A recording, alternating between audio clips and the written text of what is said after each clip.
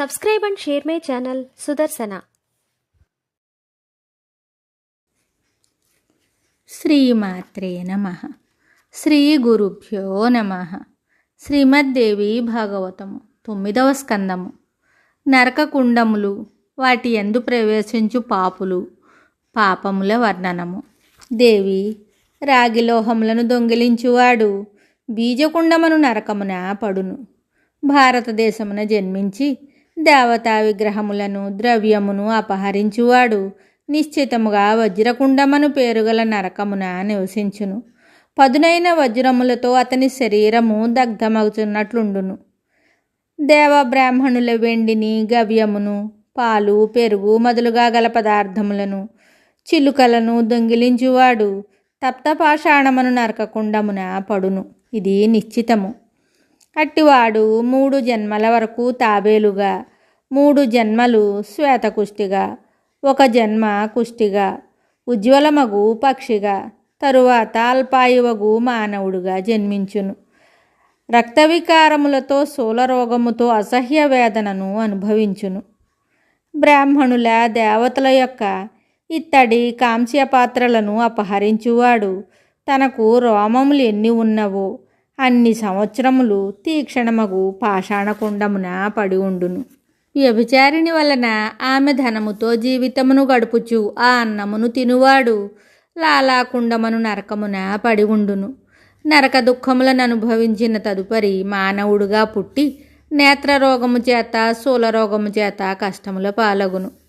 సాధ్వి, బ్రాహ్మణుల, దేవతల ధాన్యాదులచే సంపన్నమగు పొలమును, తాంబూలమును, ఆసనమును, శయ్యను అపహరించిన పాపియగు మానవుడు చూర్ణకుండ నామక నరకమునకు పోవును. ద్రవ్యమును హరించు పాపి చక్రకుండమను పేరుగల నరకమున పడును. అక్కడ ఆ భటులు వానిని కర్రలతో కొట్టుచుందురు. గోవులను, బ్రాహ్మణులను క్రూర దృష్టితో చూచువాడు దీర్ఘకాలము వరకు వక్రకుండమను నరకమునకు వెళ్ళును. తరువాత 7 జన్మల వరకు వక్ర శరీరము కలిగి వికలాంగుడగును. దారిద్ర్యం అతనిని చుట్టుకొనును. నేతిని, నూనెను అపహరించిన పాపి జ్వాలాకుండము, అటులనే భస్మకుండమను పేర్లు గల నరకములను పొందును. సుగంధిత తైలమును, ఉసిరికను, ఇంకను ఉత్తమ సుగంధ ద్రవ్యములను అపహరించిన వాడు దగ్ధకుండమను పేరుగల నరకమున రాత్రింబవళలు కాలుచుండును.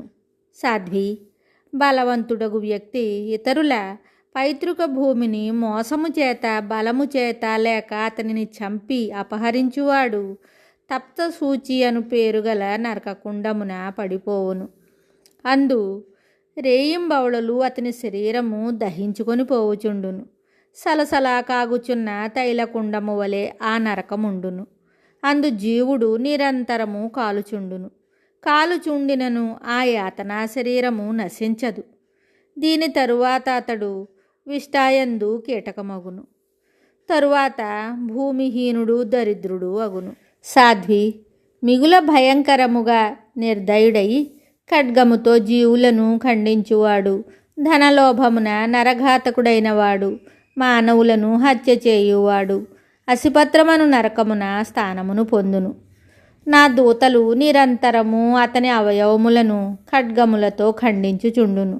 తిండి లేక అతడు వాపోవునప్పుడు నా దూతలు అతనిని కొడుతూ ఉంటారు. తరువాత 7 జన్మలు మంధానమను జంతువుగా, ఎక్కువగా పంది, కోడి, నక్క, పులిగా మారి 3 జన్మలందు తోడేలై పుట్టును. మరి 7 జన్మలు కప్పగా జన్మించును. దాని తరువాత అతడు భారతదేశమున దున్నపోతు శరీరమును ధరించును. పతివ్రతామణి, గ్రామములను, నగరములను తగలబెట్టువాడు పాపియగును. అట్టివాడు క్షురధారయను పేరుగల నరకమునకు వెళ్ళును. 3 యుగముల వరకు అందులో ఉండును. యమదూతలు అతని అంగములు ఖండించుచుందురు. తరువాత అతడు ప్రేతయోనియందు జన్మించును. నోటి నుండి అగ్నిని కక్కుచు అతడు జగత్తునందు పరిభ్రమించుచుండును.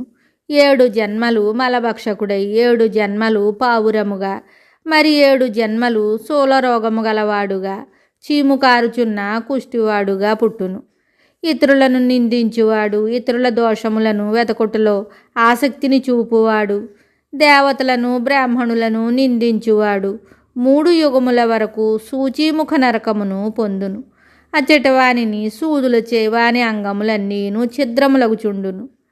తరువాత తేలు, పాము, వజ్రవీటము, అగ్నిని వ్యాపింపజేయు కీటకముల యోనులందు 7 జన్మల వరకు తిరుగాడుచుండును.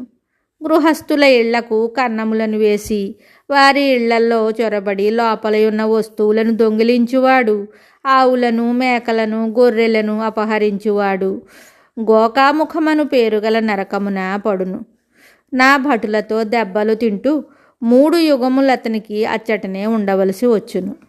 సాధారణ వస్తువులను అపహరించువాడు నక్రముఖమను పేరుగల నరకమునకు వెళ్ళును. నా దూతల చేత తన్నులు తింటూ అచ్చటనే నివసించును. దాని తరువాత అతడు శుద్ధుడగును. ఏనుగులను, గుర్రములను, గోవులను కొట్టువాడు, వృక్షములను నరుకువాడు మహాపాపి అగును. అతడు గజదంశమను పేరుగల నరకమున సుదీర్ఘకాలము నివసించును. నా దూతలతనిని ఏనుగు దంతములచే నిరంతరము కొడుతూ ఉంటారు. తరువాత వాడు 3 జన్మలు ఏనుగుగా, 3 జన్మలు గుర్రముగా, 3 జన్మలు గోవుగా, మరి 3 జన్మలు మ్లేచ్ఛ జాతి అందు పుట్టును. దప్పిక కొన్న గోవు నీరు త్రాగునప్పుడు దానిని అతడు ఆపి దూరముగా తీసుకొని పోయినచో గోముఖమను పేరుగల నరకమునందు పడును. అచ్చటి స్థలములన్నీయు కీటకములతో మసులుచున్న జలముతో నిండి ఉండును. అతడు అందులో నిరంతరము కాలుచుండును. దీని తరువాత దీర్ఘరోగియు దరిద్రుడు అగును. మిగతా కథ తరువాయి భాగంలో తెలుసుకుందాము. శుభం. Subscribe and share my channel Sudarsana.